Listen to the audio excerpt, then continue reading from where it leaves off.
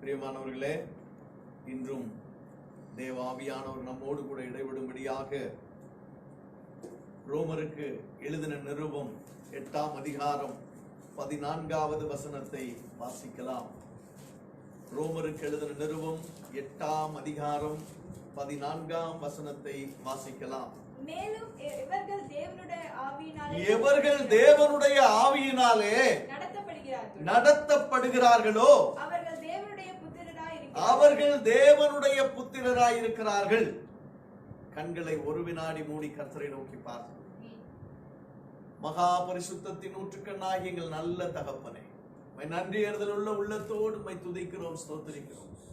இப்போதும் அப்பா, நல்ல பங்கை தெரிந்து கொண்ட மரியாளை போல தகப்பனே, உம்முடைய பாதபடியிலே காத்திருக்கிற எங்களோடு கூட உம்முடைய வார்த்தைகளை கொண்டு நீர் பேசும்படியா உம்முடைய சமூகத்தில் வேண்டிக் கொள்கிறோம். நீர் பேசுவீரா. இயேசுவின் மூலம் ஜெபங்களும் நல்ல பிதாவே, ஆமென், ஆமென். அல்லேலூயா, அல்லேலூயா. கர்த்தருக்கு மகிமை உண்டாவதாக. முதலாவதாக இதை பார்த்து கொண்டும் கேட்டுக்கொண்டும் இருக்கிறதான உங்கள் யாவரையும் இயேசு கிறிஸ்துவின் இனிதான நாமத்தினாலே நான் வாழ்த்துகிறேன், வரவேற்கிறேன். கர்த்தர் உங்களை ஆசீர்வதிப்பாராக, கர்த்தர் உங்களை மேன்மைப்படுத்துவாராக, கர்த்தர் உங்களோடு கூட இருப்பாராக. அல்லேலூயா, அல்லேலூயா. எவர்கள் தேவனுடைய ஆவியினாலே நடத்தப்படுகிறார்களோ அவர்கள் தேவனுடைய புத்திரராய் இருக்கிறார்கள். தேவனுடைய ஆவியினாலே நடத்தப்படுகிறவர்கள் தேவனுடைய குமாரர்களாய் இருக்கிறார்கள். இதுதான் ஒரே ஒரு சத்தியம் இன்றைக்கு இதுதான். சரி, வாசிப்போம். ஆதியாகமம் 2ஆம் அதிகாரம் 7வது வசனத்தை வாசிப்போம். ஆதியாகமம் 2:7. தேவனாகிய கர்த்தர் மனுஷனை பூமியின் மண்ணினாலே உருவாக்கி ஜீவ சுவாசத்தை அவன் நாசியிலே ஊதினார். மனுஷன் ஜீவ ஆத்துமாவானான். அல்லேலூயா, அல்லேலூயா. நல்ல கவனிங்க. அந்த 6 நாட்களிலே தேவன் அற்புதமாக வானத்தையும் பூமியும் சகலத்தையும் இன்னைக்கு நம்ம பார்க்கிற எல்லா விதமான அதிசயங்களையும் மேன்மையான எல்லா காரியங்களையும் கர்த்தர் உருவாக்கினார். அல்லேலூயா. நேர்த்தியாக உருவாக்கினார். நேற்றைக்கு நான் கேட்டது என்ன? பெர்ஃபெக்ஷன். அதுக்கு சரியான பதம் நேர்த்தியாக, தவறில்லாமல் கர்த்தர் உருவாக்கினார். அல்லேலூயா, அல்லேலூயா. அப்படிப்பட்ட தேவன் மனுஷனை மண்ணினாலே அவனுடைய உள்ளும் புறமும் அவர் உருவாக்கி அங்கே அவன் ஜீவனோடு நடமாடுவதற்கு சாதாரணமாக இந்த காற்றை அல்லது ஆவியை அவனுக்கு சுவாசத்துக்கு அவன் நடமாடுவதற்கு ஜீவனோடு இருப்பதற்கு உயிரோடு இருப்பதற்கு என்ன வேணும்? சுவாசம் வேண்டும். அந்த சுவாசத்தை அதையும் வைத்திருக்கலாம். சரிங்களா? நல்ல கவனமா கேளு. அழகா மண்ணை எடுத்து அவனோட உள்ளும் புறமும் அழகான தோற்றத்தோடு இயங்குவதற்கு ஏதுவான அத்தனை விதமான மனிதனால் ஆராய்ந்து முடியாத அதிசயங்களை எல்லாம் அவனுடைய சரீரத்திற்குள்ளாக வைத்து உருவாக்கின தேவனுக்கு அவன் சுவாசித்து நடமாடுவதற்கு ஒரு காற்றையும் எடுத்து அதோடு வைத்து விட முடியாதா? முடிஞ்சிருக்கும். ஏன்னால் காற்றை உண்டாக்கினவரும் அவர் தான். அதுல ஆக்சிஜன் உண்டாக்குனது எல்லாமே, அதுல என்னென்ன கெமிக்கல் இதெல்லாம் இருக்கோ எல்லாத்தையும் உண்டாக்குனவர் அவர் தான். ஆனால் தேவன் அப்படி செய்யவில்லை. மாறாக என்ன செய்கிறார்? தன்னுடைய சுவாசத்தை அவனுடைய நாசியிலே ஊதினார். அல்லேலூயா. தன்னுடைய சுவாசத்தை அவன் நாசியிலே ஊதினார். அல்லேலூயா. பாருங்க, அவனுக்கு வெறும் சுவாசத்தை மட்டும் வைத்திருந்தால் அவனுடைய ஆத்துமா அப்படிதான் இருந்திருக்கும்.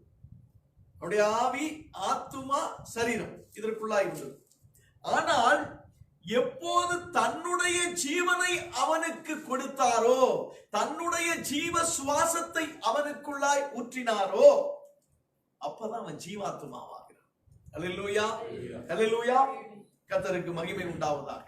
நல்லா பாருங்க, இந்த ஜீவ சுவாசத்தை தன் ஆண்டவர் தன் சாயலாய் உருவாக்கப்பட்ட அந்த மனிதனுக்கு தன்னுடைய ஜீவ சுவாசத்தை கொடுத்த போது அவன் ஜீவாத்மாவானான்.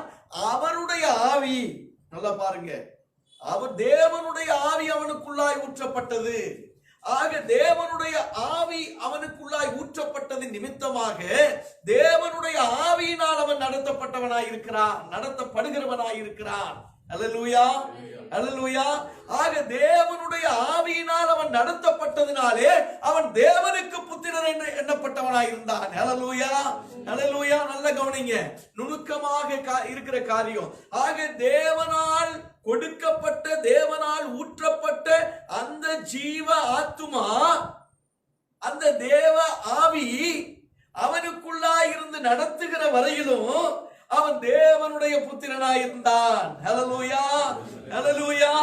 எப்போது ஏது அந்த தேவனுடைய தோட்டத்திலே அவன் இருந்தபோது தேவனுடைய ஆவியானவர் அவனை நடத்துகிற வரையிலும் அவன் தேவனோடு கூட உலாவுகிறவனாயிருந்தான், தேவனோடு கூட கரம் கோத்து நடக்கிறவனாயிருந்தான், தேவனோடு கூட பேசுகிறவனாயிருந்தான். அல்லேலூயா, அல்லேலூயா. நல்லா கவனிங்க, அந்த தேவனுடைய ஆவி அவனை நடத்துவதற்கு விட்டு கொடுக்காதபடிக்கு அவன் எப்போது தனக்கு துணையாய் கொடுத்த தன்னுடைய மனைவியினுடைய ஆவியினால், சுயத்தினால், மனைவியினுடைய, அதாவது அவள் சொல்லிக் கொடுத்த அந்த ஆவியினாலே அவன் நடத்தப்பட்டானோ. அல்லேலூயா.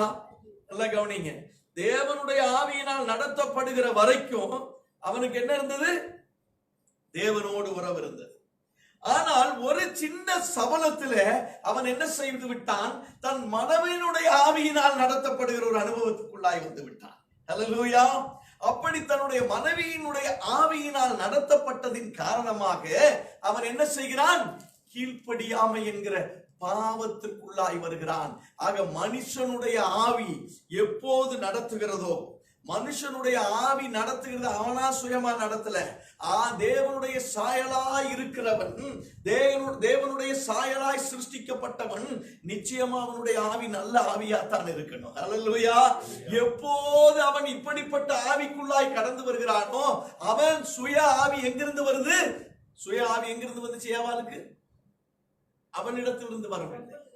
சர்ப்பத்தின் பொல்லாங்கனுடைய ஆவி, பொல்லாங்கனுடைய ஆலோசனை அவளுக்குள்ளாய் வந்தபோது அவளை அது பொல்லாங்கனுடைய ஆவி அவளை நடத்தும் போது அந்த ஆவிக்கு கீழ்ப்படிந்து அந்த ஆவியின் நடத்துவதனால் அவன் ஆதாம் எப்போது நடந்தானோ அப்போது அவன் தேவ ஆவியை இழந்து விட்டு அவன் சுய மனுஷனுடைய ஆவிக்குள்ளாய் பொல்லாங்கன் தூண்டிவிட்டதான அந்த வஞ்சனைக்குள்ளான ஆவிக்குள்ளாய் அவன் நடத்தப்படும் போது அவன் ஆண்டவர் தன்னை சிருஷ்டித்தவரை பார்த்து பயந்து போனவனாயிருக்கிறான். அல்லேலூயா, அல்லேலூயா.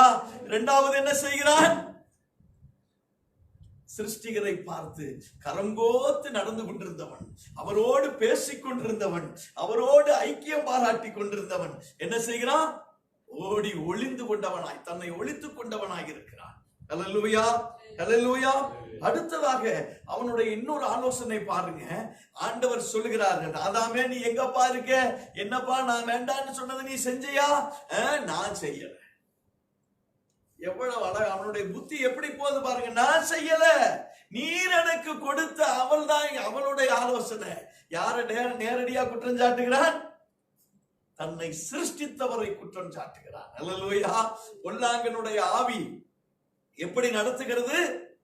தன்னை சிருஷ்டித்தவரையே குற்றப்படுத்தும் அளவிற்கு அவன் பலியை அடுத்தவங்க மேல தன்னை அங்க மேட்டிமை வந்து விட்டது. தன்னை தாழ்த்துவதற்கு, தான் தவறு செய்தேன் என்று ஒத்துக்கொள்ளுவதற்கு யாருக்கும் மனசு இல்லை. அல்லேலூயா. அந்த ஆவிதான் இன்னைக்கு எல்லா இடத்துக்கும் இருக்குது. என்ன புத்தி சொல்லுங்க, என்ன சத்தியத்தை ஊத்துங்க, என்ன சத்தியத்தை குத்துங்க, என்ன போனாலும் சரி என்னாக, நான் தவறு செய்யவில்லை, நான் பாவம் செய்யவில்லை, நான் அல்ல, உடனே பக்கத்துல இவன் இருக்கிறானா அவன் இருக்கிறானா யாரும் வேண்டாமாப்பா, பக்கத்துல இருக்கிறவன் நேரா பாஸ்டர் கைய காமிச்சிடலாம்.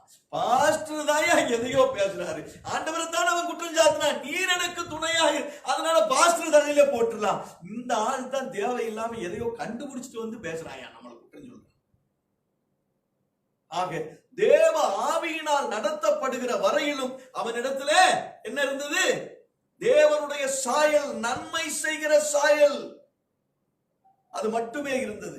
எப்போது சுயம் மனுஷனுடைய ஆவியினாலும் பொல்லாங்கனுடைய ஆவியினாலும் அவன் தூண்டப்பட்டு நடத்தப்பட்டானோ அப்போதே அவன் தேவ ஆவியை இழந்து விட்டவனாய் போய்விட்டான். அல்லேலூயா, அல்லேலூயா, கர்த்தருக்கு மகிமை உண்டாவதாக. இன்றைய தினத்துல கூட்டத்தின் ஆரம்பத்துல ஆராதனையின் வேளையில பாஸ்டர் சொன்ன வார்த்தை என்ன? இளையகுமாரன் கெட்டு அவன் அப்படியாய் வர்றான். வந்த உடனே அவனுடைய தகப்பன் என்ன செய்கிறான்? ஐயோ, இத்தனை காலம் கழிச்சு என் மகன் வந்துட்டானேன்னு வாரி அணைத்து முத்தமிட்டு அவனுக்கு என்னென்ன கொடுக்க வேண்டுமோ அத்தனையும் கொடுத்து அவனுக்கு என்ன செய்யணுமோ அத்தனை ஒரு பெரிய வரவேற்பை கொடுக்கிறான். அல்லேலூயா.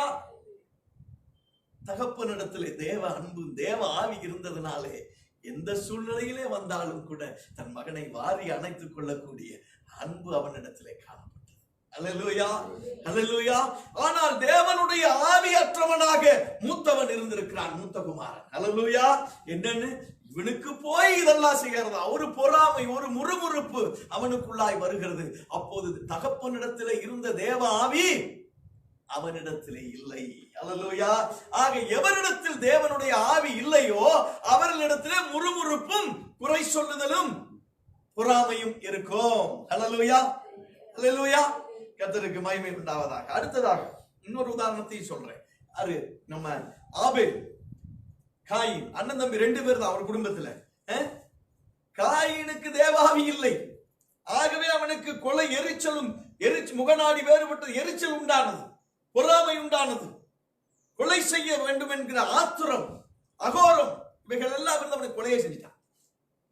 ஆனால் ஆபேல் இடத்துல தேவனுடைய ஆவி இருந்தது. நல்ல கவனிங்க, ஆபேல் இடத்துல தேவனுடைய ஆவி இருந்தது. ஆகவே அவன் என்ன செய்யான்? தன்னை சிருஷ்டித்தவருக்கு நல்லதா கொண்டு போய் கொடுக்கணும், பழுதற்றதாய் கொண்டு போய் கொடுக்க வேண்டும், காணிக்கையாய் கொடுக்க வேண்டும், கொடுக்க வேண்டும் என்று சிந்தனை, கர்த்தருக்கு கொடுக்க வேண்டும் என்று சிந்தை அவனுக்குள்ளாய் இருந்தது. ஆக தேவ ஆவி அவனுக்குள்ளாய் இருந்தது நிமித்தமாக கர்த்தருக்கு கொடுக்க வேண்டும் என்கிற சிந்தை அவனுக்குள்ளாய் இருந்தது. அதுவும் பழுதானதல்ல, கர்த்தருக்கு நல்ல நல்ல ஒரு இருக்கிறதுல தி பெஸ்ட் கொடுக்கணும்னு ஆசைப்பட்டான். அது தேவ ஆவி. கொடுக்கிறதுலயே கொடுக்க கூடாதுன்னு நினைக்கிறதும், கொடுக்கிறது நசல் கொண்டதை கொடுக்கணுங்கிறதும், அப்படியே கொடுத்தவங்களை பார்த்து எரிச்சல் பண்றதும் யாரு? தேவனுடைய ஆவியற்றவர்கள். அல்லேலூயா, அல்லேலூயா. கர்த்தருக்கு மகிமை உண்டாவதாக. சரி, ஸ்தோத்திரம். கர்த்தருக்கு தர்மையான வேலையில நம்ம பார்க்க போறது ஒரே ஒரு காரியம் தான். நம்ம தேவ ஆவியையும் நம்முடைய சுயம் பொல்லாங்கனுடைய ஆவியும் ரெண்டையும் தான் நம்ம யாரெல்லாம் யாருகிட்ட இருக்குது, நம்ம எங்க இருக்கிறோம், நம்மை குறித்ததான ஒரு சிந்தை, ஒரு சின்ன ஆராய்ந்து பார்த்தல், நிதானித்து பார்க்கிறதான ஒரு செய்தி தான் இன்றைக்கு. அல்லேலூயா. பாருங்க, இந்த தேவ ஆவி எப்படி மோசையோடு ஆண்டவர் சொன்னார். என்ன சொல்றார்? நான் உன்னை இப்ப எகிப்துக்கு அனுப்புறேன்னு சொல்றேன். மோசை என்ன சொன்னா? நானு மந்தனாக்கும் திக்குவாயும். ஆமென். சரி, ரைட். சரி, அவருக்கு கோபம் வந்துருச்சு. என்னடா உடனே என்ன சொல்லிட்டாரு? உன் தம்பி வருவான், உன் அண்ணன் ஆரோன் வருவான், 2 பேரும் சேர்ந்து போங்க, உன் வாயோடு கூட இருந்து நான் பேசுவேன். உன் வாயோடு கூட இருந்து அப்படின்னா என்ன அர்த்தம்? நான் உன்னோடு இருப்பேன், நான் உன் வாயோடு கூட இருந்து நீ பேச வேண்டியதே நான் அப்படின்னா என்ன அர்த்தம்? வாய்க்குள்ள உட்கார்ந்துட்டாரா? தேவனுடைய ஆவி அவனுக்குள்ளா இருக்கிறது. அவன் பேச வேண்டிய வார்த்தைகளை தேவனுடைய ஆவியானவர் அவனுக்கு உணர்த்துவார். இதுதான். ஆக தேவனுடைய ஆவி மோசேக்குள்ளா இருந்ததுனாலே அவன் அப்படிப்பட்ட ஜெயமான காரியங்களை செய்தான். அல்லேலூயா, அல்லேலூயா. கர்த்தருக்கு மகிமை உண்டாவதாக. சரி, இதை எப்படி நான் உங்களுக்கு காண்பித்து கொடுக்கிறேன். வாசிங்கள். என்னாகமும் 11ஆம் அதிகாரம் 17, 25 2 வசனத்தை வாசிங்க. உங்களுக்கு நான் காண்பித்து கொடுக்கிறேன். நீங்கள் ஒரு நாள் 11, 17, 11ஆம் அதிகாரம் 17, 25. அப்பொழுது நான் இறங்கி வந்து அங்கே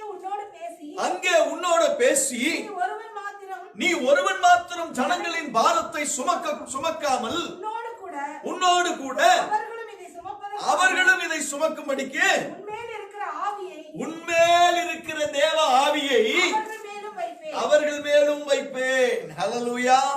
நல்லா கவனிங்க. மோசேயோடு கூட தேவன் இருந்தார்.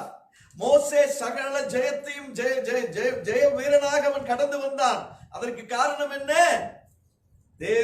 தேவனுடைய ஆவியானவர் மோசேயோடு இருந்தார். சரி, அவன் என்ன செய்ய? அடுத்த வாசிங்க 25. கர்த்தர் மேகத்தில் இறங்கி அவனோடு பேசி அவன் மேலிருந்த ஆவியை மூப்பராகி அந்த 70 பேர் மேலும் வைத்தார். அந்த ஆவி அவர்கள் மேல் வந்து தங்கின மாத்திரத்தில் ஆமென், ஸ்தோத்திரம், ஹல்லேலூயா. பாருங்க, அப்ப நல்லா பாருங்க, மோசே செய்த எல்லா காரியத்தும் எதனால அவன் செய்தான்? தேவனுடைய ஆவி அவனுக்குள்ளாய் இருந்ததுனால. ஹல்லேலூயா. அப்ப தேவனுடைய ஆவியை இன்னும் 70 பேருக்கு மேல ஆண்டுறாங்க. அவனுக்கு இருந்த ஆவி எடுத்து அங்க வைக்கிறார். ஹல்லேலூயா. இதுதான் ஃபார்முலா. ஒருவன் பரிசுத்த ஆவியின் அபிஷேகத்தில் அவன் நிறைந்தவன் நடக்கிறான் என்று சொன்னால் இதுதான் தேவனுடைய ஆவியினால் நடத்தப்படுகிறவனாய் இருக்க வேண்டும். ஹல்லேலூயா, ஹல்லேலூயா. கர்த்தருக்கு மகிமையா உண்டாவதாக. இது ஏன் ஆண்டவர் இந்த காரியத்தை சொல்கிறார்? அதாவது கரிக்காக அலைகிறான், கரிக்காக அழுகிறான், கரிக்காக சண்டை போடாருன்னா, கரிக்காக கலவரத்தை உருவாக்குறான். இந்த கலவரத்தை பார்த்த உடனே இவ்வளவு தூரம் நடத்தி வந்தோமே, இவ்வளவு தூரம் இவங்களை எல்லாம் கூட்டிட்டு வந்தோமே, இவ்வளவு தூரம் இவர்களை எல்லாம் நடத்தி கொண்டு வந்தோம், சாதாரண இந்த கரிக்காகவா இத்தனை கலவரத்தை பண்றானுங்கன்னு சொல்லி கோபம் வந்துருது மோசேக்கு. உடனே என்ன பண்றாரு? இவனுங்களை எல்லாம் கூட்டிட்டு போறதுக்கு நானா இவனுங்களை பெத்த? ஏன் ஆண்டவர் பேசாம என்னை கொன்றுங்க, எதுக்கு அங்கலாய்க்கிறான். உடனே ஆண்டவர் சொல்றாரு, அவனுக்கு போதுமான பலன் ஆண்டவர் கொடுத்திருக்காரு.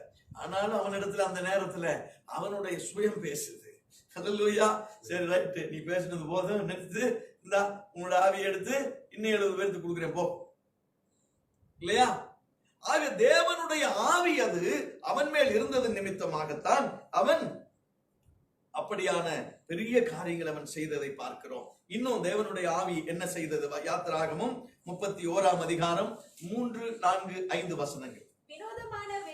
வினோதமான வேலைகளை ஊரியின் குமாரன் பெசலெயேல் யோசித்து செய்கிறதற்கும் பொன்னிலும் வெள்ளியிலும் வெண்கலத்திலும் வேலை செய்கிறதற்கும் ரத்தினங்களை முத்திரை வெட்டாக வெட்டி பதிக்கிறதற்கும் மரத்தில் சித்திர வேலைகள் செய்வதற்கும் மற்றும் சகலவித வேலைகளையும் யூகித்து செய்வதற்கும் வேண்டிய ஞானமும் புத்தியும் அறிவும் அவனுக்கு உண்டாக அவனை தேவ ஆவியினால் நிரப்பினார். ஹல்லேலூயா, ஹல்லேலூயா.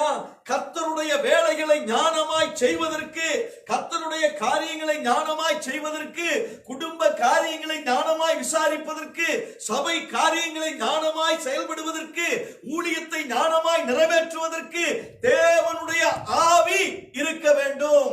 இங்கே தேவனுடைய ஆவியை அவர் வைத்தது நிமித்தமாக அந்த பெசலெயேல் இந்த காரியங்களை எல்லாம் நேர்த்தியாய் செய்தார். ஹல்லேலூயா.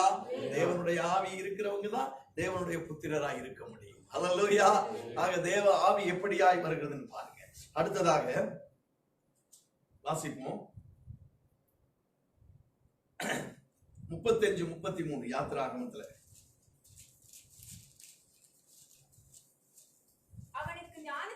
அவனுக்கு ஞானத்தையும் புத்தியையும் அறிவையும் அருளி அவன் சகலவித வேலைகளையும் செய்யும்படி தேவ ஆவியினாலே அவனை நிரப்பினார். ஹல்லேலூயா. நல்லா பாருங்க, இதுதான் தேவனுடைய ஆவியினாலே ஒருவனை நிரப்பப்படும் பொழுது அவன் இந்த காரியங்களை, கர்த்தருக்கான பிரியமான காரியங்களை, கர்த்தருக்கு தேவையான காரியங்களை செயல் வடிவத்தில் கொண்டு வர ஞானத்தை பெற்றுக் கொள்கிறான். அது மாத்திரமல்ல, உங்களுக்கு நல்லா பாருங்க, தேவனுடைய ஆவியானவர் நடத்தப்படுகிற, இன்னைக்கு செய்தி என்னது? தேவனுடைய ஆவியானவர்களால் நடத்தப்படுகிறவர்களும் தேவனுடைய புத்திரராய் இருக்கிறாங்க. எங்க இருக்கிறாங்க, எப்படி இருக்கு, அதை மாத்திரம் தான் விளக்க போறேன். சரி, வாசிப்போம். லூக்கா 2 அதிகாரம் 25. சிமியோன் என்னும் பெயர் கொண்ட ஒரு மனுஷன் எருசலேமில் இருந்தான். அவன் நீதியையும் தேவ பக்தியும் உள்ளவனாயும் இஸ்ரவேலின் ஆறுதல் வர காத்திருக்கிறவனாயும் இருந்தான். அவன் மேல் பரிசுத்த ஆவி இருந்தார். ஹல்லேலூயா. இந்த வசனத்தை அப்படியே வச்சுக்கோங்க. இந்த முதல்ல என்ன, மோசேயின் மேல தேவனுடைய ஆவி இருந்ததுனால தேவனுடைய வீட்டுல மோசே உண்மை உள்ளவனாயிருந்தான். புரியுதுங்களா? ஒருத்தர் உண்மையா இருக்கிறான்னா, பொய் பித்தலாட்டம் எல்லாம் பேசாம உண்மையா இருக்கிறான்னா அவன் தேவனுடைய ஆவியினால் நடத்தப்படுகிறவனாய் இருக்க வேண்டும். அதற்கு மோசே ஒரு உதாரணம். அது மாத்திரமல்ல, தீர்க்க தரிசனம். தீர்க்க தரிசனத்தை அற்பமாய் நம்ம எண்ண முடியாது. தீர்க்க தரிசனத்தை தேவனுடைய ஆவியினால் சொல்ல வேண்டும். அல்லேலூயா. தேவனுடைய ஆவியினால் தீர்க்க தரிசனம் சொல்ல வேண்டும். ஆக எவர்கள் தேவனுடைய ஆவியினால் நிரப்பப்பட்டார்களோ அவர்கள் தீர்க்க தரிசனம் உரைத்தார்கள் என்று சொல்லி வேதத்திலே நாம் வாசிக்கிறோம். அல்லேலூயா. அது இல்லாம சும்மா 1ஆம் தேதி ஆச்சுன்னா வருஷத்துல 1ஆம் தேதி ஆனோன்னு இங்க இருக்கிறவங்களை பத்தி எல்லாம் யோசிக்காம அமெரிக்காவில் இருக்கிறவனை பத்தி யோசிச்சுட்டு அமெரிக்காவில் இது நடக்கும், ஆஸ்திரேலியாவில் அது நடக்கும். ஏன்னா இவன் எவனும் போய் கேட்க மாட்டான்ல, இது கேட்கிறவன் எல்லாம் அங்க போய் என்ன நடக்குதுன்னு கேட்க போறான். ஒண்ணும் கேட்க கூடாது, அள்ளி விடுறது சௌரியத்துக்கு. கடைசியில கேட்டா அது இப்படியே அப்படின்னு இந்த கதையெல்லாம் பேசக்கூடாது. தேவனுடைய ஆவியானவர் இருந்தால் நிச்சயமாக தேவனுடைய வாயிலிருந்து வருகிற வார்த்தைகளை தீர்க்க தரிசனமாக கொடுப்பார்கள். அது உண்மையா இருக்கும், மெய்ப்பிக்கப்படும். அல்லேலூயா. அது பொய்யுரையாது. அடுத்ததாக, எவர்கள் மேல் தேவனுடைய ஆவி இருந்ததோ அவர்கள் கர்த்தருக்கென்று உச்சிதமானவைகளை கொண்டு வந்து கொடுக்கிறவர்களாய் இருந்தார்கள், காணிக்கைகளை கொடுக்கிறவர்களாய் இருந்தார்கள்.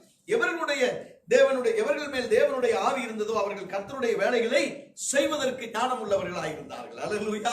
நம்முடைய தேவனுடைய ஞானம் இருக்கிறபடியால், தேவனுடைய ஆவியானவர் இருக்கிற, நான் என்ன சொன்ன காலையில வந்தோன்னே, நம்முடைய யூத் எல்லாம் டெக்னிக்கல் பீப்புள் எல்லாத்தையும் சரியா செய்கிறார்கள். ஒருத்தர் கீபோர்டு வாசிக்கிறாங்க, ட்ரம்ஸ் வாசிக்கிறாங்க, இந்த அங்க இருக்கக்கூடிய இதெல்லாத்தையும் கண்ட்ரோல் பண்றாங்க, சவுண்ட் சிஸ்டம் எல்லாம். இதெல்லாம் எப்படி? தேவனுடைய ஆவி அவர்களுக்குள்ளாய் நிரப்பி. இல்லைன்னா வரமாட்டாங்க, வேலை இருக்குதுன்னு போயிடும். எப்படி என்ன சொல்லிடுவாங்க? வேலை இருக்குன்னு போயிடுவாங்க. ஸ்தோத்திரம். ஆக எவர்கள் மேல் தேவனுடைய ஆவி இருந்ததோ அவர்கள் மக்களுக்காக பாவ நிவர்த்தி செய்கிற ஆசாரிய ஊழியத்தை செய்கிறவர்களாக இருப்பார்கள். அல்லேலூயா. அப்படித்தான் சிமியோன் மேல இந்த பரிசுத்த ஆவி, நல்லா தேவனுடைய ஆவி, பரிசுத்த ஆவி இருந்தபடியினாலே அவன் எப்படி இருந்தான்? நீதி உள்ளவனாய் இருந்தான், தேவ பக்தி உள்ளவனாய் இருந்தான், ஆத்தும பாரத்தோடு இருந்தான். இஸ்ரவேலுக்கு ஒரு ரட்சிப்பு வர வேண்டும் என்று சொல்லி ஆத்தும பாரத்தோடு கொடுத்தான். அல்லேலூயா. அல்லேலூயா. அதனாலதான் தாவீது என்ன சொல்லுகிறான்? ஆண்டவரே, உடைய பரிசுத்த ஆவியே எங்கிட்ட இருந்து எடுத்துடாதீங்க. நம்முடைய 51வது சங்கீதத்துல நம்ம வாசிக்கிறோமே, ஒவ்வொரு வாரமும் அறிக்கை செய்கிறோமே, பரிசுத்த ஆவியே எங்கிட்ட, தேவனுடைய ஆவி, உங்களுடைய ஆவி என்னிடத்திலிருந்து நீங்க எடுத்து போடாதீங்க. அப்படி ஒருவேளை நீங்க எடுத்துட்டீங்கன்னா நான் நல்லவனா இருக்க முடியாது. அல்லேலூயா.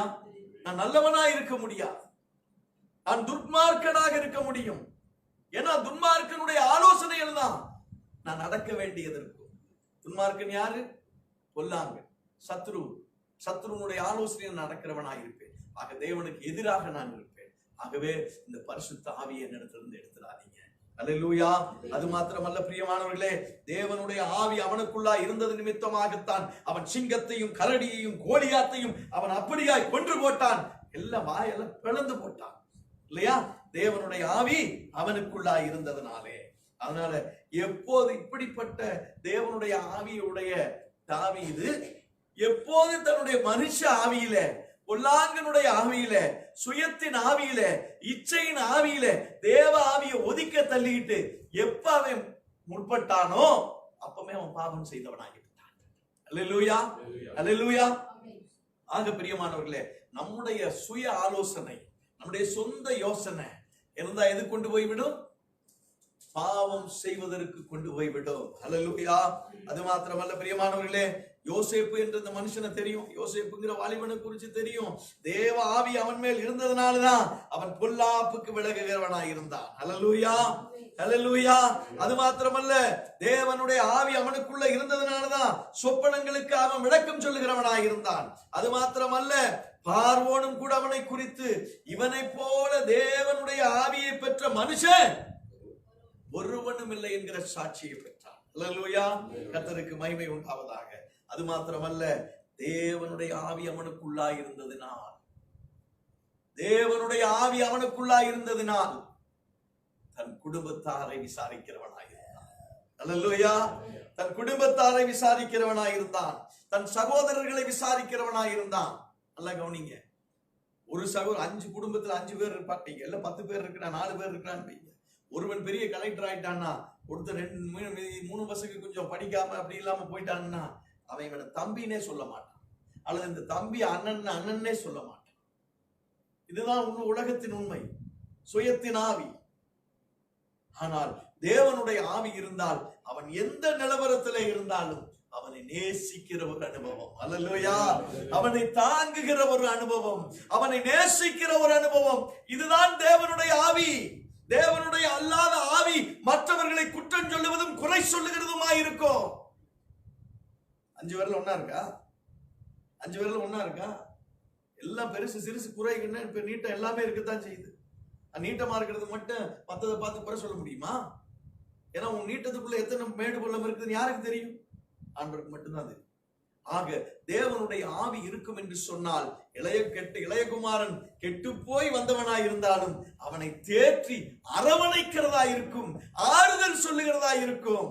அல்லேலூயா, அல்லேலூயா. ஆனால் தேவனுடைய ஆவி அல்லாதபடிக்கு மனுஷனுடைய ஆவி நம்மை நடத்தும் என்று சொன்னால் அந்த அண்ணனை போல, அந்த மூத்த குமாரனை போல, என்னத்துக்கு இந்த வேலை இல்லாம அவனே எல்லாத்தையும் கேட்டு குடிச்சு போயிட்டு அவனுக்கு போய் இத்தனை வரவேற்பு கொடுக்கிறதா என்று குறை சொல்லுகிற ஒரு அனுபவம் தான் இருக்கும். தானியேல் எடுத்துக்கிட்டோம்னா, தானியேல் மேல் என்ன இருந்த அபிஷேகம், தானியேல் மேல் இருந்த விசேஷித்த ஆவி, தேவனுடைய ஆவி. அவன் என்ன சொல்லுகிறான்? அவனால எவ்வளவு ராஜ முதல்ல தேவனுடைய ஆவி இருந்ததுனாலதான் அவன் ராஜ போஜனத்தை மறுதளித்தான். நம்மளா இருந்தா பெரிய ஒரு இடத்துல கொண்டு விட்டாச்சுன்னு வச்சுக்க, அப்பா ராஜாவுக்கு இணையான போஷாக்கான போஷிப்பு கிடைக்குது. முதல்ல நம்ம பெருமையா வேற சொல்லுவோம் பக்கத்துல எல்லாத்திட்டையும், எனக்கு அங்க என்ன சாப்பாடு தெரியுமா, இங்க எனக்கு எப்படிப்பட்ட உபசரணை, எப்படிப்பட்ட வசதி வாய்ப்பு எல்லாம் என்னை கம்பெனியில கொடுத்து வச்சிருக்கிறாங்க தெரியுமா, நான் யாரு தெரியுமா, இந்த போடுவோம். ஆனால் தேவனுடைய ஆவி இருந்தவன் அவன் என்ன செய்கிறான்? இவைகள் எல்லாம் அற்பம் என்று சொல்லி அவன் தன்னை தீட்டுப்படுத்தாமல் இருந்தான். அல்லேலூயா. தேவனுடைய ஆவி இருந்தபடியினாலே அவன் என்ன செய்கிறான்? அவன் நேச்சாரனுடைய சொப்பனத்திற்கு அவன் விளக்கம் சொன்னான். அவனுடைய பேரனாகிய பெல்ஷாத்சாருக்கும் அவன் விளக்கம் சொன்னான். அவனுடைய சொப்பனத்துக்கும் அவன் தீர்வை சொன்னதை பார்க்கிறோம். அல்லேலூயா, அல்லேலூயா. கர்த்தருக்கு மகிமை உண்டாவதாக. ஆக இவைகள் எல்லாம் பார்த்து கடைசியில புதிய ஏற்பாட்டின் காலத்திற்கு வந்தாலும் பவுல் என்ன சொல்லுகிறார்? கொரிந்தியர் நிருபத்துல 1 கொரிந்தியர் 2:12 வாசிங்க. நாங்களோ உலகத்தின் ஆவியை பெறாமல் தேவனால் எங்களுக்கு அருளப்பட்டவைகளை அறியும்படிக்கு தேவனிலிருந்து புறப்படுகிற ஆவியையே பெற்றோம். அல்லேலூயா, அல்லேலூயா. பழைய ஏற்பாட்டின் காலத்தில் தன்னுடைய தேவைகளை எல்லாம் தேவன் இப்படிப்பட்ட தேவன் தன்னுடைய ஆவியை மற்றவர்களுக்கு அனுப்பி, தான் தெரிந்து கொண்டவர்களுக்கு அனுப்பி அவர்கள் மூலமாக தன் செயல்களை செய்து கொண்டார். அல்லேலூயா, அல்லேலூயா. இன்றைக்கு தேவனுடைய ஊழியர்களை தேவ ஆவியை கொடுத்து இன்றைக்கு நடத்துவதற்கு வைத்திருக்கிறார். அல்லேலூயா. ஆக தேவனுடைய ஆவியை பெற்றவர்கள், பரிசுத்த ஆவியை பெற்றவர்கள், பரிசுத்த ஆவியினால் நடத்தப்படுகிறவர்கள், தேவ ஆவியினால் நடத்தப்படுகிறவர்கள் இவர்கள் தான். அல்லேலூயா, ஸ்தோத்திரம். கர்த்தருக்கு மகிமை உண்டாவதாக. சரி, இப்ப முக்கியமான காரியத்துக்கு வருவோம். வாசிப்போம். யோவான் எழுதின சுவிசேஷம் 14ஆம் அதிகாரம் 16வது வசனம். யோவான் 14:16. நான் பிதாவை வேண்டிக் கொள்ளுவேன், அப்பொழுது என்றென்றைக்கும் உங்களுடனே கூட இருக்கும்படிக்கு சத்திய ஆவியாகிய வேறொரு தேற்றரவாளனை. ஆமென், அல்லேலூயா. நல்ல கவனிங்க. ஏசாமி சொல்றார், ஏசப்பா என்ன சொல்றாரு? என்றென்றைக்கும் உங்களோடு கூட இருக்கிற ஒரு சத்திய ஆவியை உங்களுக்கு அனுப்புவேன் என்று சொல்லு. அல்லேலூயா. ஆக தேவனால் நடத்தப்படுகிற எந்த ஒரு மனுஷனோ, எந்த ஒரு மனுஷியோ, எந்த ஒரு தேவ வாலிப பிள்ளைகளோ, வாலிப பையன்மார்களோ, யாரும் பெரியவர்களோ, யாருக்கும் அப்படியே வந்து போறவர் அல்ல, கெஸ்ட் ஆவி அல்ல அவர். அவரு கெஸ்ட் அல்ல. நீங்க ஒரு ட்ரம்ஸ் அடிச்சு சும்மா அடிச்சு வாங்கன்னா அது அருள் வருது. அடிச்சு போட்டு ஆட்டம் போட்டோம்னா என்னாகு, போட்டு ஆட்டணும்னா என்னாகு, அருள் வரும். ஆனால் ஆவியானவர் உனக்குள்ளே இருக்கிறவர். அல்லேலூயா. அவர் என்றென்றைக்கும் உன்னை விட்டு நீங்காதவர். ஏசாமி சொல்றாரு, என்ன வாசனத்தை இன்னொரு வாசிங்க, என்றென்றைக்கும் உங்களோடு இருக்கும்படியாக சத்திய ஆவியாகிய வேறொரு தேற்றரவாளனை. இதுக்கு எல்லாத்துக்கும் ஒரே அர்த்தம் தான், தேவ ஆவியானவர் நமக்குள்ளே இருக்கிறார். அல்லேலூயா. இது எப்படி சாத்தியம்?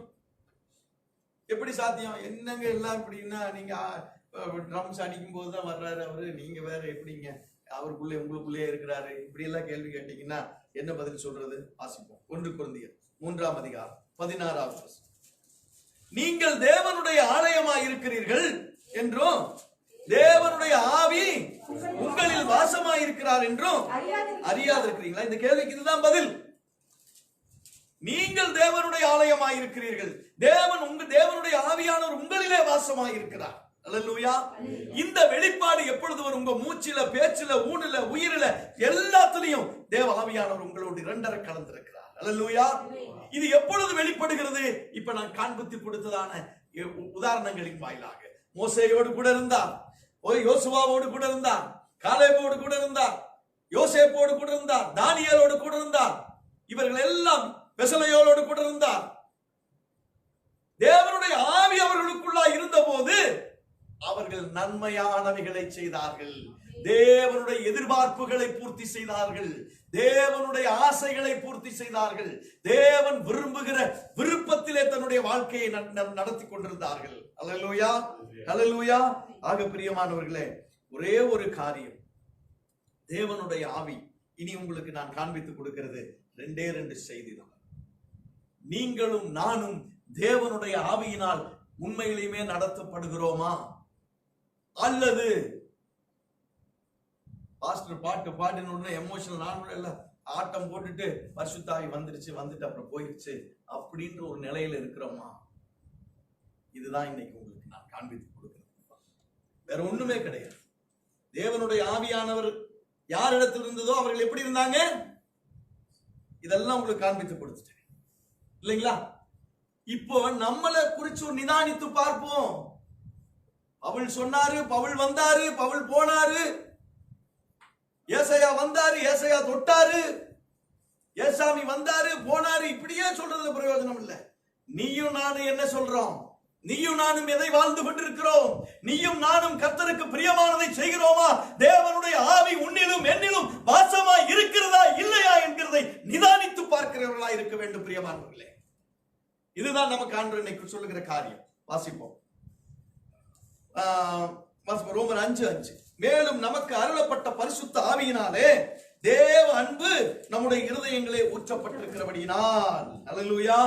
தேவனுடைய ஆவியானவர், அதாவது தேற்றரவாளன், அதாவது பரிசுத்த ஆவியானவர் ஒருவனை ஆட்கொண்டிருக்கும் என்று சொன்னால், ஒருவனை ஆளுகை செய்து கொண்டிருக்கும் என்று சொன்னால், அந்த தேவ ஆவியினால் ஒருவன் நடத்தப்படுவான் என்று சொன்னால், முதலாவது அவனிடத்திலே அன்பு இருக்க வேண்டும். ஏனால் அன்பு ஊற்றப்பட்டிருக்கிறது.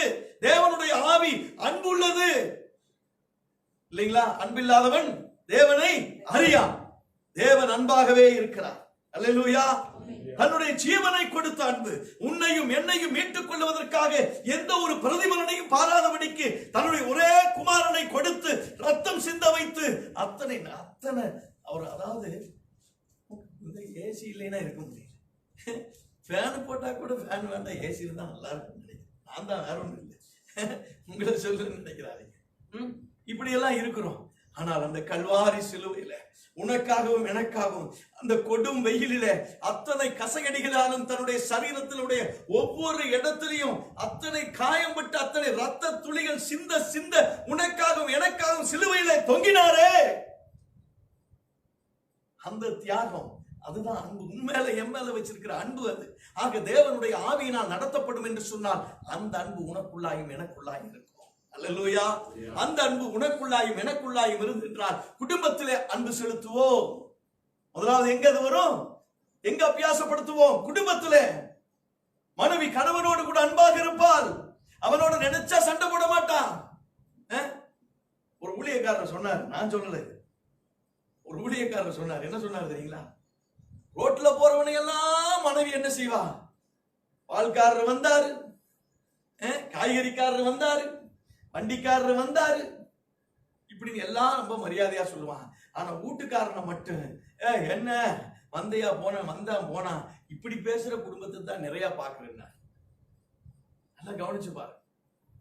ஆக தேவனுடைய ஆவியானவர் உனக்குள்ளும் எனக்குள்ளும் வாசம் செய்வார் என்று சொன்னால், ஆளுகை செய்வார் என்று சொன்னால், கணவனுக்கு கொடுக்க வேண்டிய மரியாதையை, கணவனுக்கு கொடுக்க வேண்டிய கனத்தை மனைவி கொடுப்பாள். மனைவி தன்னுடைய சொந்த சரீரம் என்று கணவன் அவளை கனப்படுத்துவான். இதெல்லாம் அன்பு இருந்தா, தேவ ஆவியானவர் இருந்தா அன்பு இருக்கும். அன்பு இருந்தா இந்த செயல்பாடுகள் அங்கே நடக்கும். பெற்றோர்களுக்கு பிள்ளைகள் கீழ்ப்படிவதில்லை, பிள்ளைகளுக்கு பெற்றோர்கள் ஆறுதலா இருப்பதில்லை. ஏன்? இன்னைக்கு காலையில ஒரு செய்தி, ஏதோ ஒரு தாய் கணவனை விட்டு பிரிந்து விட்டால் அவனை கொண்டு போய், அந்த கணவன் என்ன செய்கிறார்? தன் குழந்தைகளை பிரிந்து போய் விட்டார் என்று சொல்லி அந்த குழந்தைகளை கொண்டு போய் தன்னுடைய தகப்பன் வீட்டில் விட்டுட்டு அவனுடைய அந்த மனைவி பிரயோஜனப்படுத்தின அந்த மொபைல், அந்த செல்பேசியை எடுத்து பார்க்கிறார். அந்த மனைவி தன் பெற்றெடுத்த பிள்ளையை அந்த தாயானவள் எப்படி அடித்து கொடுமைப்படுத்துகிறார் என்பதை குறித்து இன்றைக்கு செய்திகளை பார்த்தோம். ஆக அங்கே தேவனுடைய அன்பு இல்லை. இதுதான் இன்றைக்கு அநேக கிறிஸ்தவர்களுடைய குடும்பத்திலே காணப்படுகிறது. அல்லேலூயா, அல்லேலூயா, கர்த்தருக்கு மகிமை உண்டாவதாக. ஆக பிரியமானவர்களே, குடும்பத்திலே உள்ளாங்கனுடைய ஆவிகள் வேலை செய்யக்கூடாது. தேவனுடைய ஆவி உனக்குள்ளாயும் எனக்குள்ளாயும் இருக்கும் என்று சொன்னால் ஒரு குடும்பத்தில் நம்முடைய அன்பு விளங்கும். சபையிலே நம்முடைய அன்பு விளங்கும். சபையிலே இன்றைக்கு சபையிலே கொடூரம், சபையிலே தாய் அன்பு இல்லை, சபையிலே தகப்பனுடைய அன்பு இல்லை, சபையிலே சகோதர அன்பு இல்லை. ஒருத்தருக்கு ஒருத்தர் குற்றம் சாட்டி கொண்டிருக்கிறோம், ஒருத்தருக்கு ஒருத்தர் எரிச்சல் பட்டுக் கொண்டிருக்கிறோம், குழந்தைகளை குறித்து நாம் எரிச்சல் படுகிறோம். எல்லா இடத்திலையும் எங்க வருது? அப்ப உன்னுடைய ஆவி எங்க இருக்கிறது? நீ பரிசுத்த ஆவியில நிரம்படையா? உன்னுடைய சுயத்தின், உன்னுடைய பொல்லாத ஆவி உன்னை இயக்கி கொண்டிருக்கிறது. ஆக பிரியமானவர்களே, ஆக இந்த காரியத்தை உங்களுக்கு உரையதுல காட்டுறேன்.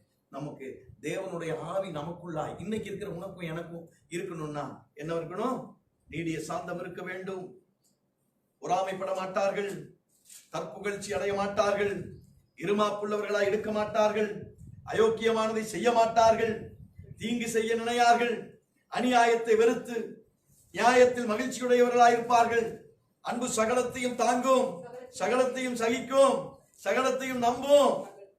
அல்லேலூயா. இதுதான் தேவனுடைய ஆவியானவர் உன்னையும் என்னையும் நடத்துவார் என்று சொன்னால், இயற்கையாக நமக்கு இருக்கக்கூடிய தேவனுடைய ஆவி, நம்முடைய தேவனுடைய ஆவி வாசமாயிருக்கிற நம்முடைய சரீரத்தில் வாசமாயிருக்கிறது என்று சொன்னால், இது இயற்கையா வெளிப்பட வேண்டும். அல்லேலூயா, அல்லேலூயா. வாசிங்க ரோமர் 8:9 வாசிங்க. தேவனுடைய ஆவி உங்களில் வாசமாயிருந்தால் நீங்கள் மாம்சத்துக்குட்பட்டவர்களாய் இராமல் ஆவிக்குட்பட்டவர்களாய் இருப்பீர்கள். கிறிஸ்துவின் ஆவி இல்லாதவன் அவருடையவன் அல்ல. அப்படியே கொண்டுட்டு போங்க முதல் வசனத்தை, பிரசங்க வசனத்தை. தேவனுடைய ஆவியில் நடத்தப்படுகிறார்களோ அவர்கள் தேவனுடைய புத்திரர்கள் எனப்படுவார்கள். இல்லைங்களா? இங்கே வாசிங்க, இந்த வசனத்தை வாசிங்க.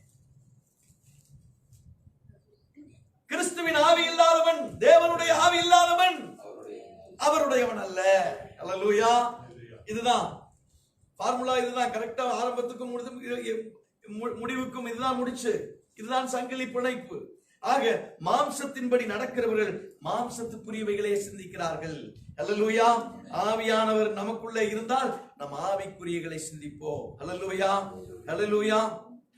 அதான் முதலாவது, தேவனுடைய ஆவி நம்மை நடத்தப்படாமல் சத்ருவனுடைய ஆவி நம்முடைய நடத்தப்படும் என்று சொன்னால், இன்றைய நாட்களிலே நாம் கேட்டுக்கொண்டிருக்கிறதான காரியம் முதலாவது என்ன வருங்க? 1 கொரிந்தியர் 5:11 வாசிங்க.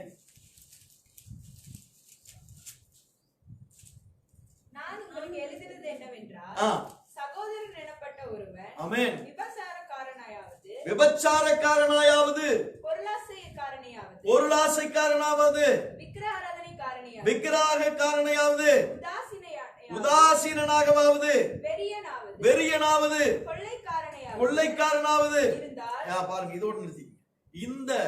இந்த பொருளாசை, விபச்சாரம், விக்கிரகாராதனை, உதாசீனப்படுத்துவது, வெறியா இருப்பது, கொள்ளைக்காரனா இருப்பது, இதெல்லாம் எங்க வருது? சுயத்தின் ஆவி, பொல்லாங்கனுடைய ஆவி நம்மை ஆளுகை அதாவது ஒண்ணு வச்சுக்க, தேவனுடைய ஆவி நம்மை ஆளுகை செய்யாததினாலே, பரிசுத்த ஆவியானவர் நமக்குள்ளே இராததினாலே இவைகள் எல்லாம் நம்மை ஆட்கொண்டிருக்கிறது. அதுதான் என்ன நடக்குது இன்னைக்கு நம்ம பார்க்கிறோம். சபையிலே பிரச்சனை, சபையிலே பிரிவினைகள். ஏன் சபையில பிரச்சனை வருது பார்க்கிறோம். இந்த பேப்பர்ல எல்லாம் படிக்கிறோம், கோர்ட்டுக்கு போயிட்டாங்கன்னு. கமிட்டி 2 பேரும் ரோட்ல நின்று அடிச்சுக்கிட்டாங்கிறான், மண்டை உடைஞ்சதுங்கிறான், ரோட்ல நின்று தர்ணா மறியல் பண்றேங்கிறான். எதனால? ஏன்? பரிசுத்த ஆவி எனக்கு வரலன்றதுக்காக இத்தனை தியாகம் பண்ணானா? தேவனுடைய ஆவி வரலன்னு சொல்லி இத்தனை தியாகம் பண்ணி அடிதடி போட்டுக்கிட்டானா?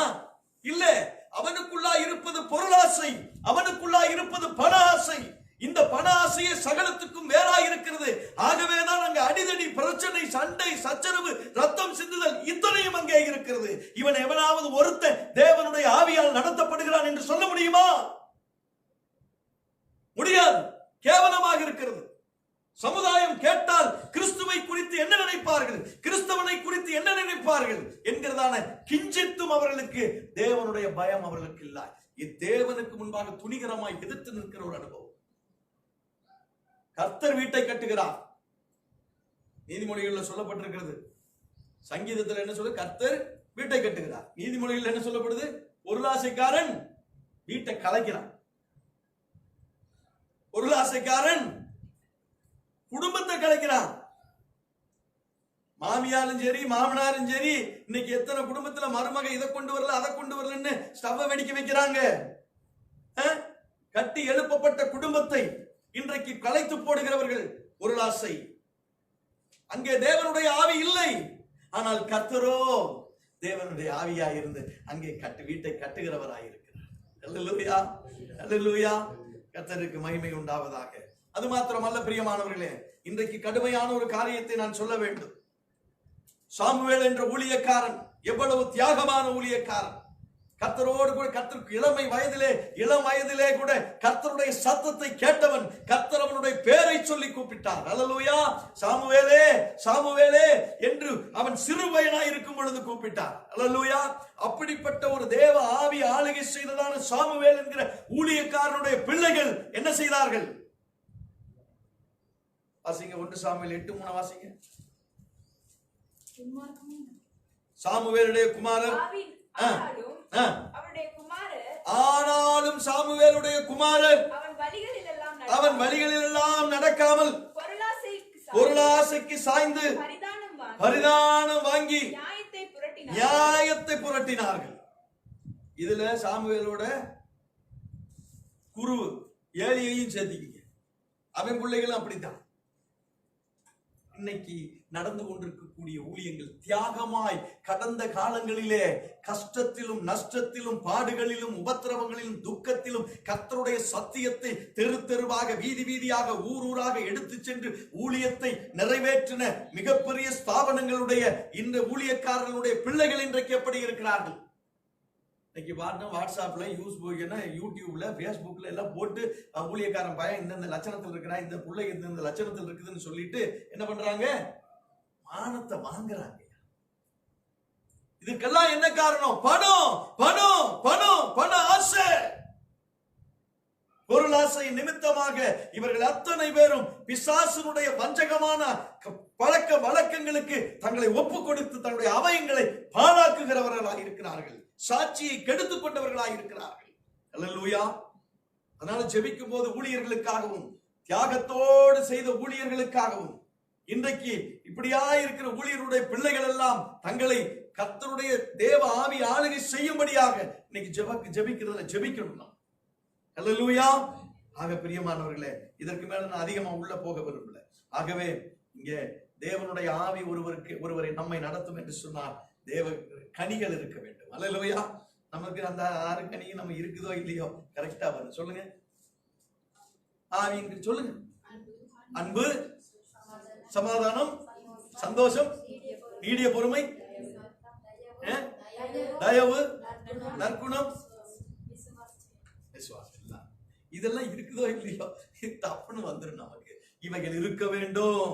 ஒருவனை தேவனுடைய ஆவியானவர் நடத்துகிறார் என்று சொன்னால், உன்னுடைய சரீரத்துக்குள்ளாய் பரிசுத்த ஆவியானவர் வாசம் பண்ணுகிறார் என்று சொன்னால், இவைகள் கட்டாயம் உனக்குள்ளாயும் எனக்குள்ளாயும் வெளிப்படுகிறவரையாய் இருக்க வேண்டும். எந்த சூழ்நிலை, எந்த சூழ்நிலை. அல்லேலூயா, கர்த்தருக்கு மகிமை உண்டாவதாக. ஆக பிரியமானவர்களே, அதே மாதிரி நம்மிடத்துல இந்த ரோமருக்கு எழுதின 1ஆம் அதிகாரத்துல அந்த ஒரு சில வசனங்கள் இருக்கிறது.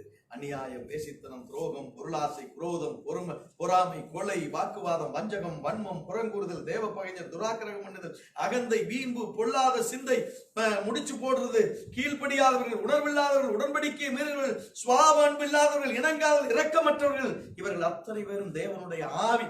இதெல்லாம் ஏதாவது ஒண்ணு இருந்ததுன்னா, கிறிஸ்தவன் சொல்லி வந்து உட்கார்ந்து இருந்தான்னா, அவன்கிட்ட ஒண்ணு இருந்தாலும் அவன் தேவ ஆவி அவனை ஆளுகை செய்வதில்லை. தேசம் போட்டு வர்றான்னு நினைச்சுக்கோங்க, ஏமாத்துறதுக்கு வர்றான்னு நினைச்சுக்கோங்க. இவைகள் ஒன்று இருந்தாலும் தேவனுடைய ஆவி அவனுக்குள்ளா இல்லை, பரிசுத்த ஆவியானவர் அவனுக்குள்ளா இல்லை. இப்படிப்பட்டவன்லாம் ஏதாவது ஒன்ன கையில வச்சுக்கிட்டு வந்துட்டு நான் அந்நிய பாஷை பேசுறேன், ஆட்டம் போடுறேன்னு யாராவது பேசினாங்கன்னா நம்பாதீங்க. அல்லேலூயா.